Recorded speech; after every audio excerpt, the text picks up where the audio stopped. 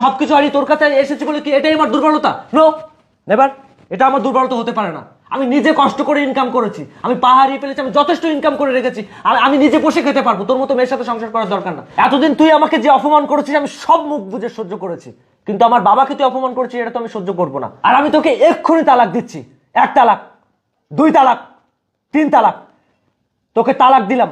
তুই আমার বাড়ি থেকে এক্ষুনি চলে যাবি। যেখানে আমার বাবার কোনো সম্মান নেই সেখানে তোর কোনো অস্তিত্ব থাকতে পারে না। আর তুই কাবিনের কত টাকা পাস আমি চেক বইতে সিগনেচার করে দেবো। আমি মরে যাইনি এখনো। আরে সূর্য, তুমি এটা কি করলে? তুমি সত্যি সত্যি আমার মুখের উপর আমাকে তালাক দিয়ে দিলে? হ্যাঁ হ্যাঁ, আমি তোকে তালাক দিয়ে দিলাম। কারণ আমি পৃথিবীতে সবকিছু সহ্য করতে পারি, কিন্তু আমি আমার বাবার অপমান সহ্য করতে পারি না। কারণ তুই তো ভালো করে জানিস আমার মা নেই, আমার বাবা আমার বট বৃক্ষের ছায়া। তুই সেই বাবাকে অপমান করেছিস। বেরো, বেরো, তুই আমার বাসা থেকে বের হয়ে যা। আর শোন, আর একটা কথা বলি, তোর এই ভাই বোনকেও সাথে করে নিয়ে যাবি। এই তোর বোন কি ড্রেস পরেছে এগুলো? আমার বাবা